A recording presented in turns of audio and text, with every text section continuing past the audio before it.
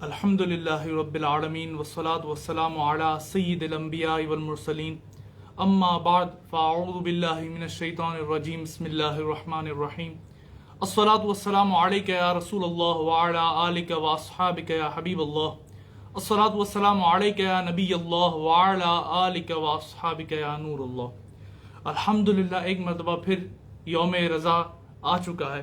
اسی سلسلے میں سیدی اعلیٰ حضرت رحمۃ اللہ تعالی علیہ کے بارے میں کچھ معلومات اور ان کے کچھ ملفوظات لیے حاضر ہوا ہوں۔ سب سے پہلے تو اعلیٰ حضرت رحمۃ اللہ تعالی علیہ کے کچھ القابات سنیے کہ جو آپ ہی کے بیٹے مفتی اعظم ہند مولانا مصطفیٰ رضا خان صاحب رحمۃ اللہ علیہ نے لکھے ہیں۔ اب ایک بیٹا اپنے باپ کے القاب لکھ رہا ہے۔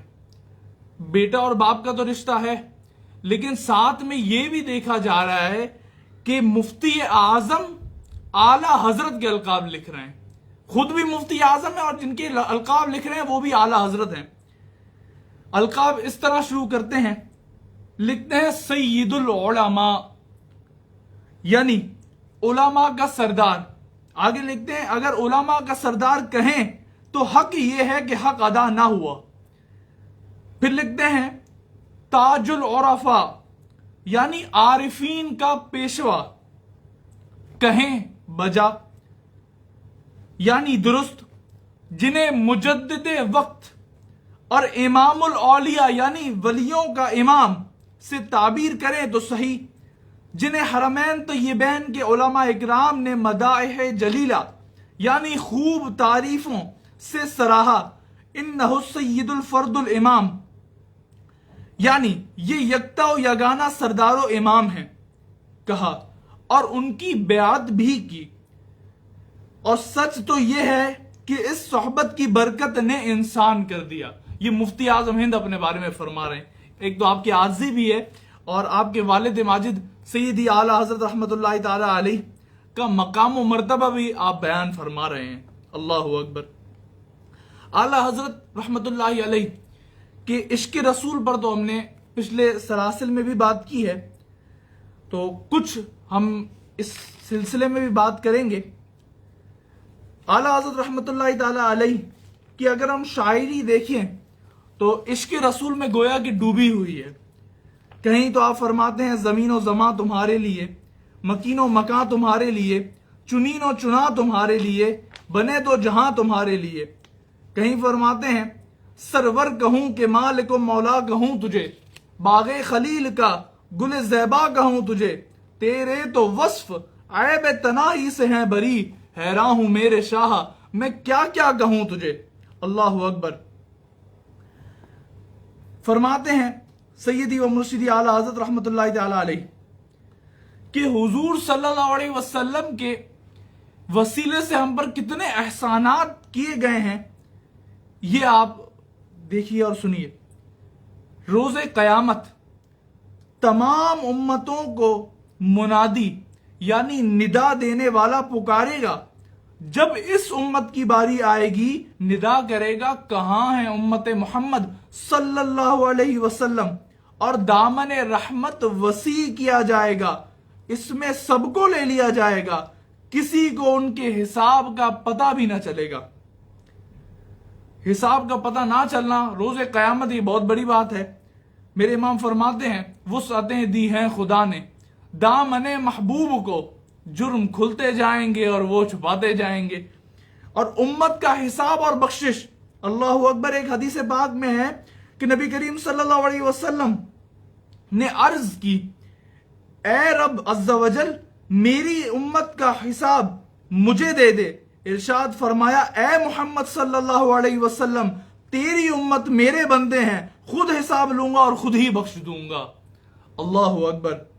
سرکار صلی اللہ علیہ وسلم کا صدقہ کیسا عطا ہوا ہے کہ روز قیامت دامن رحمت میں تمام امت کو جمع فرمایا جائے گا اور ارشاد فرمایا جائے گا میں نے اپنے حقوق معاف کیے۔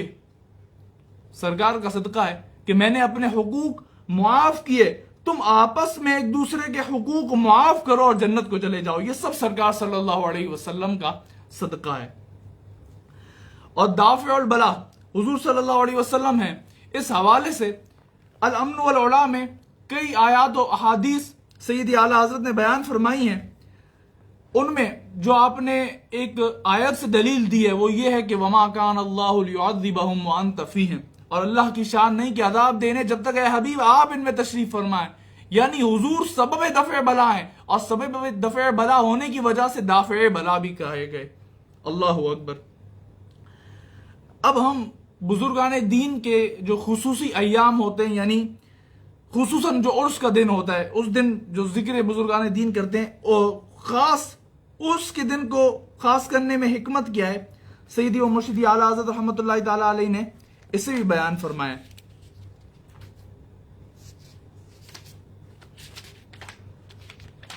سیدی اعلیٰ حضرت رحمۃ اللہ تعالیٰ علیہ سے عرض کی گئی، حضور بزرگان دین کے اعراس کی تعیین یعنی عرس کا دن مقرر کرنے میں بھی کوئی مصلحت ہے؟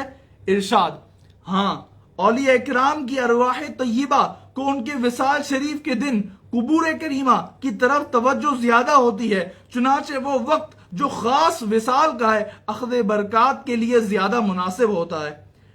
اور جو عرس میں ناجائز کام ہوتے ہیں، اس حوالے سے میرے آقا امام اہل سنت اعلیٰ حضرت سے پوچھا گیا، حضور بزرگان دین کے اعراس میں جو افعال ناجائز ہوتے ہیں ان سے ان حضرات کو تکلیف ہوتی ہے؟ ارشاد فرمایا، بلا شبہ، اور یہی وجہ ہے کہ ان حضرات نے توجہ بھی کم فرما دی، ورنہ پہلے جس قدر فیوز ہوتے تھے وہ اب کہاں. اللہ اکبر. اور سیدی اعلیٰ حضرت رحمۃ اللہ تعالیٰ علیہ نے اپنے ملفوظات شریف میں کئی چیزیں بیان فرمائیں، جن میں سے کچھ چیزیں اور لے کر حاضر ہوا ہوں. سیدی اعلیٰ حضرت رحمۃ اللہ تعالیٰ علیہ کے عشق رسول پہ بات چلی ہی رہی تھی، تو آپ کے کچھ کلام، جیسا کہ میں نے بتایا، زمین و زمان تمہارے لیے، مکین و مکان تمہارے لیے. اب اگر ہم دیکھیں کہ حضور صلی اللہ علیہ وسلم کو جنہوں نے قریب سے دیکھا، یعنی حضرت حسان بن ثابت رضی اللہ تعالیٰ عنہ، آپ فرماتے ہیں وَأَحْسَنُ مِنْكَ لَمْ تَرَ قَطُّ عَيْنِي وَأَجْمَلُ مِنْكَ لَمْ تَلِدِ النِّسَاءُ. اور سیدی اعلیٰ حضرت رحمۃ اللہ تعالیٰ علیہ فرماتے ہیں کہ وہ کمال حسن حضور ہے کہ گمان نقص جہاں نہیں، یہی بول خار سے دور ہے، یہی شمع ہے کہ دھواں نہیں. اللہ اکبر. اب حضرت حسان بن ثابت فرماتے ہیں خلقت مبرئا من کل عیب، اللہ نے آپ کو تمام عیبوں سے پاک فرمایا، اور کأنک قد خلقت کما تشاء، اور اللہ نے آپ کو ویسا ہی پیدا فرمایا جیسا آپ چاہتے تھے، ویسا ہی پیدا فرمایا جیسا آپ چاہتے تھے. سیدی اعلیٰ حضرت فرماتے ہیں خدا کی رضا چاہتے ہیں دو عالم، خدا چاہتا ہے رضا محمد صلی اللہ علیہ وسلم. اب جو بیعت کے حوالے سے سیدی اعلیٰ حضرت رحمۃ اللہ تعالیٰ علیہ کے فرامین ہیں وہ عرض کرتا چلوں. بیعت کیا ہے، بیعت کے معنی کیا ہوتے ہیں، اس حوالے سے جو سیدی اعلیٰ حضرت رحمۃ اللہ تعالیٰ علیہ نے ارشادات فرمائے وہ عرض کروں، اور طالب ہونے میں اور بیعت ہونے میں فرق کیا ہے یہ بھی عرض کرتا چلوں. اعلیٰ حضرت رحمۃ اللہ تعالیٰ علیہ سے کسی نے پوچھا کہ بیعت کے معنی کیا ہیں، فرمایا بک جانا. کوئی چیز ایک مرتبہ بک جائے نا تو وہ دوسری مرتبہ نہیں بیچی جاتی، کیوں؟ کیونکہ وہ بکی ہوئی ہے، اور بکی ہوئی چیز کو پھر کوئی بیچتا نہیں ہے. تو اسی لیے کہا گیا کہ یک درگیر و محکم گیر، ایک در پکڑو اور مضبوطی کے ساتھ پکڑو. اللہ اکبر. جیسے کہ مثال ہے دل کی، دل ایک ہی ہے اور ایک ہی کو دیا جا سکتا ہے. ایسا بھی نہیں ہو سکتا کہ 5-6 آپ نے دل رکھے ہوئے ہوں، ایک آپ اس کو دے رہے ہیں، پھر دوسرا کوئی اور آیا تو اس کو دے دیا، تیسرا کوئی اور آیا تو اس کو دے دیا. اور ایسا بھی نہیں ہو سکتا کہ ایک دل کو الگ الگ لوگوں کو بھی دیا جائے، یعنی پہلے کوئی آیا تو اسے بھی دے دیا، دوسرے نمبر پہ کوئی آیا تو پھر وہی دل اسے بھی دے دیا، تیسرے نمبر پہ کوئی آیا تو وہی دل اسے بھی دے دیا. ایسا بھی نہیں ہو سکتا. ایک ہی دل ہے اور ایک ہی مرتبہ دیا جائے گا، اور دے دیا تو دے دیا، یہ بار بار دینے کی چیز نہیں. اعلیٰ حضرت فرماتے ہیں آپ سے پوچھا گیا حضور طلب اور بیعت میں کیا فرق ہے، یعنی طالب ہونے اور بیعت کرنے میں کیا فرق ہے؟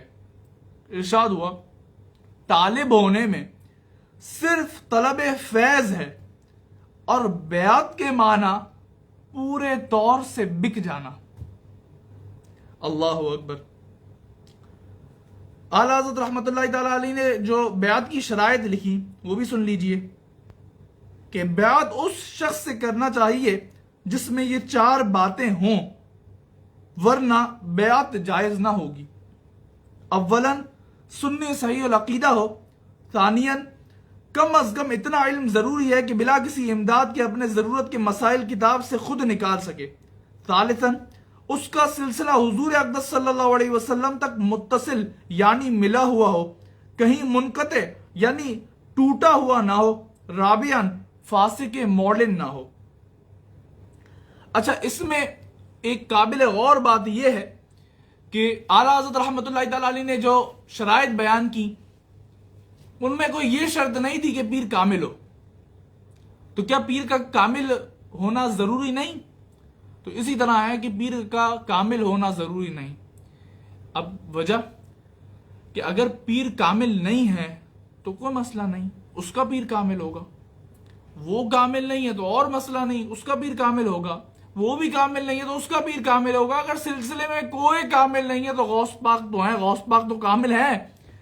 سیدی اعلیٰ حضرت فرماتے ہیں رضا یوں نہ بلک تو نہیں جید تو نہ ہو، سید جید ہر دہر ہے مولا تیرا۔ یعنی حضور پرنور سرکار غوث پاک سردار بھی ہیں اور بہت اچھے بھی ہیں اور ہر زمانے میں ہیں، یعنی ہر زمانے میں بہت اچھے اور سردار ہیں۔ سید جید ہر دہر ہے مولا تیرا۔ اس حوالے سے ایک واقعہ سنیے، ملفوظات اعلیٰ حضرت میں بھی یہ واقعہ لکھا ہوا ہے، مفہوماً عرض کرتا چلوں۔ ایک مرتبہ ایک فقیر ایک دکاندار کے پاس آیا، اس نے اس سے سوال کیا، دکاندار نے منع کر دیا کہ بھائی میں نہیں دوں گا۔ اس فقیر نے دکاندار سے کہا دے، نہیں تو تیری دکان الٹ دوں گا، یا تو دے یا تو تیری دکان الٹ دوں گا۔ اللہ اکبر۔ اب اس دکاندار نے بولا اس کا حلیہ کچھ بھی نہیں ہے، اس نے بولا جا بھیجا، میں تو نہیں دے رہا۔ وہاں سے اتنے میں ایک صاحب دل یعنی جو اہل دل میں سے تھے وہ گزرے۔ اب جو ادھر لوگ تھے وہ ان کے معتقد تھے تو ان کے پاس پہنچ گئے، تو انہوں نے فرمایا کہ اسے دے دے، دکاندار سے فرمایا کہ اسے دے دے، نہیں تو یہ سچ میں تیرے دکان کو الٹ دے گا۔ اب کیسے الٹے گا یہ بھی ایک سوال ہے۔ تو فرمایا کہ میں نے اس پر نظر ڈالی۔ اب جو صاحب دل ہوتے ہیں وہ اندر نظر ڈال دیتے ہیں کہ باطن میں کیا ہے۔ میں نے اس پر نظر ڈالی تو اسے خالی پایا، ہے نا، پیر کا کامل نہ ہونا، پیر نہیں تو اس کا پیر کامل ہوگا۔ میں نے اس پر نظر ڈالی تو اسے خالی پایا، پھر اس کے پیر کو دیکھا تو اسے بھی خالی پایا، پھر اس کے پیر کے پیر، اللہ اکبر، یعنی اس کے دادا پیر کو دیکھا تو انہیں اہل اللہ میں سے پایا، اور انہیں دیکھا کہ وہ انتظار میں کھڑے ہیں کہ کہے گا تو الٹ دیں گے، وہ انتظار میں کھڑے ہیں کہے گا تو الٹ دیں گے۔ کیا ہوا؟ اگر اچھا نہیں ہے، خالی ہے، اس میں کچھ، اس کے باطن میں کچھ اچھا نہیں، کوئی مسئلہ نہیں، بندہ تو اپنا ہی ہے نا، کہے گا تو الٹ دیں گے۔ یہی اعلیٰ حضرت فرماتے ہیں کہ اپنے پیر پر اعتماد پکا ہونا چاہیے۔ پیر کے ہاتھوں میں جب ہاتھ دے چکا نا کوئی شخص تو بس پھر وہ کسی اور کے ہاتھ میں ہاتھ نہ دے۔ ملفوظات شریف میں ایک واقعہ لکھا ہے کہ لوگ آج کل تو رسمی بیعت کرتے ہیں اور بیعت کے معنی تک نہیں جانتے، حالانکہ بیعت کیا ہے وہ ذرا سنیے۔ حضرت یحییٰ منیری علیہ رحمہ کے ایک مرید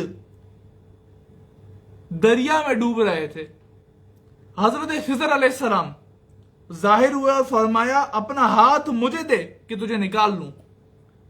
ان مرید نے عرض کی یہ ہاتھ حضرت یحییٰ منیری کے ہاتھ میں دے چکا ہوں، اب دوسرے کو نہ دوں گا۔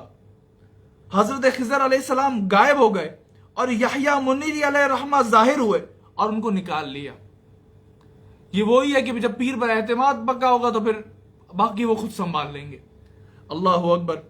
اسی طرح کے اور بھی واقعات اعلیٰ حضرت رحمۃ اللہ تعالی علیہ کے ہیں، جس میں سیدنا معروف کرخی رحمۃ اللہ تعالی علیہ کو دیکھنے کا واقعہ ہے.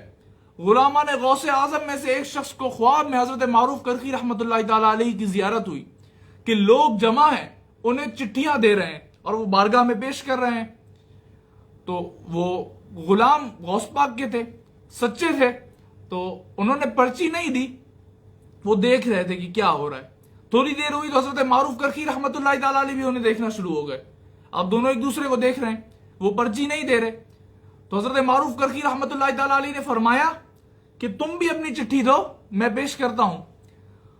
تو انہوں نے عرض کی کیا میرے پیر یعنی شیخ عبد القادر جیلانی کو معزول کر دیا گیا ہے؟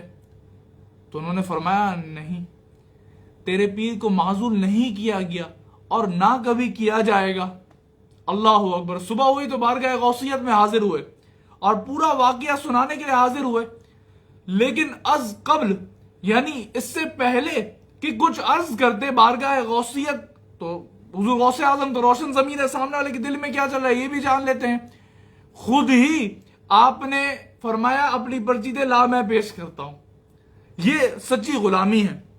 اور جب پیر پر اعتماد پکا ہو نا اور دل میں پیر ہی پیر ہو تو زبان سے بھی پیر کا نام نکلتا ہے اور دل میں بھی پیر ہی رہتا ہے.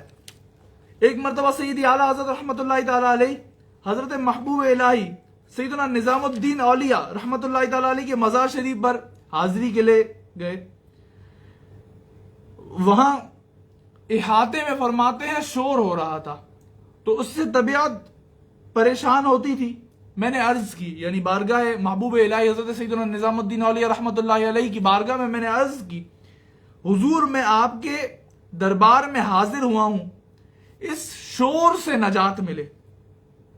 جیسے ہی پہلا قدم روضہ مبارک یعنی دربار شریف کے اندر رکھا معلوم ہوا کہ ایک دم سب چپ ہو گئے. میں سمجھا کہ واقعی سب لوگ خاموش ہو گئے. قدم درگاہ شریف سے نکالا تو پھر وہی شور، پھر اندر رکھا تو پھر وہی خاموشی. معلوم ہوا کہ یہ حضرت کی ایک کھلی کرامت ہے. اب یہ کرامت دیکھ کے سیدی اعلیٰ حضرت کو یہ کرامت دیکھ کے حضرت نظام الدین اولیاء رحمۃ اللہ علیہ کی ان سے مدد مانگنا چاہا. تو آپ کی زبان سے، اب یہ ہے نا کہ جب دل میں بھی پیر ہو تو زبان پہ بھی پیر آتا ہے، تو آپ کی زبان سے بجائے حضرت نظام الدین اولیاء رحمۃ اللہ علیہ سے مدد مانگنے کی نکلا یا غوثاہو یعنی اے اس کے غوث. حضور غوث اعظم شیخ عبد القادر جیلانی یا غوثاہو اے اس کے غوث زبان سے نکلا.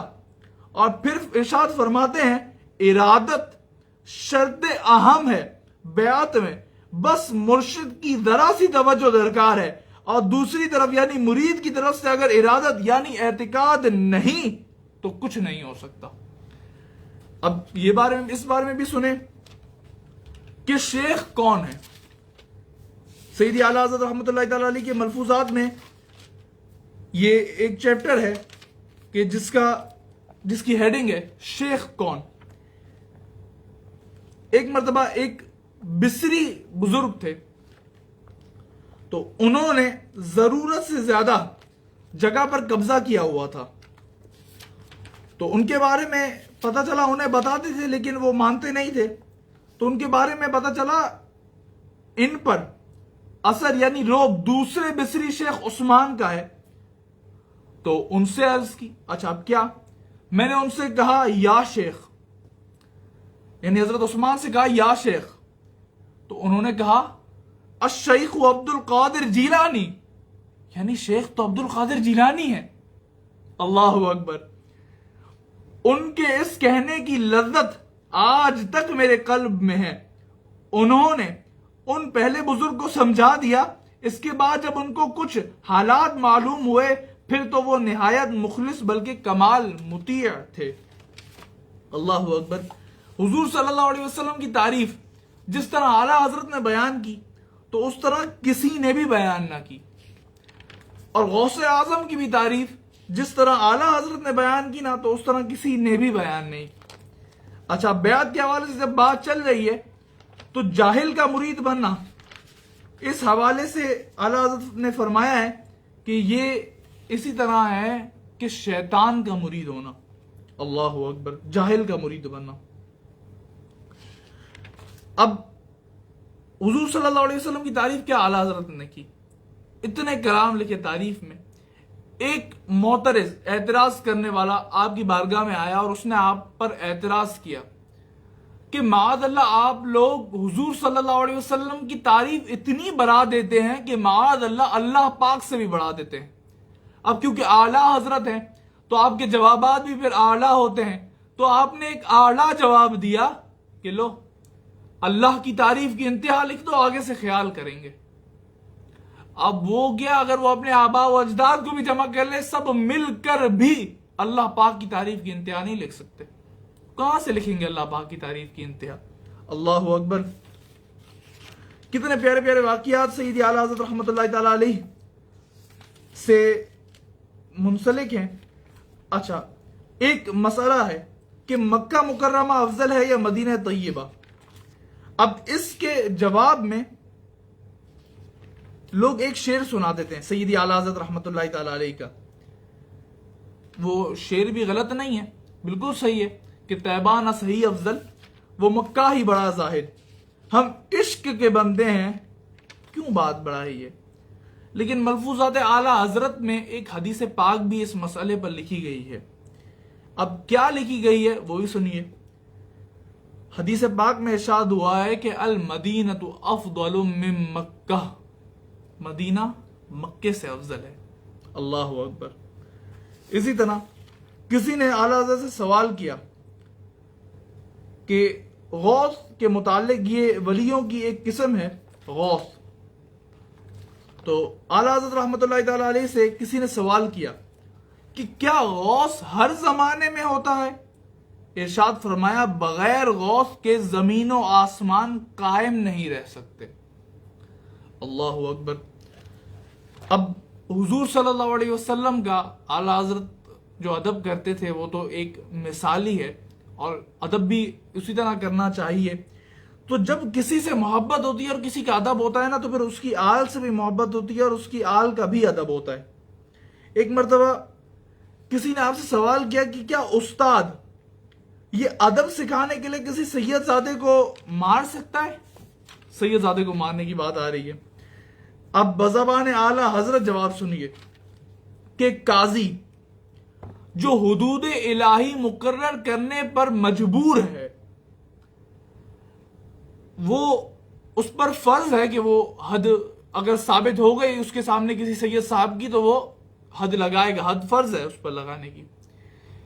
لیکن اب اعلیٰ حضرت ہیں، ادب بھی ہے، محبت بھی ہے. آپ نے جواب ارشاد فرمایا کہ وہ نیت جو کرے گا نا، وہ یہ نیت نہیں کرے گا، اس کو حکم ہے کہ وہ یہ نیت نہ کرے کہ سزا دینے کی، بلکہ وہ نیت یہ کرے گا کہ شہزادے، یہاں پہ بھی کوئی ہلکا لفظ استعمال نہیں فرمایا بلکہ فرمایا شہزادے، اسے حکم ہے کہ وہ نیت کرے گا کہ شہزادے کے پاؤں میں جو کیچڑ لگ گئی ہے نا، اسے صاف کر رہا ہوں. اللہ اکبر. کیا شان ہے میرے اعلیٰ حضرت کی، اور کیا مقام ہے اعلیٰ حضرت کا، اور کیا ادب ہے اعلیٰ حضرت رحمۃ اللہ تعالی علیہ کا.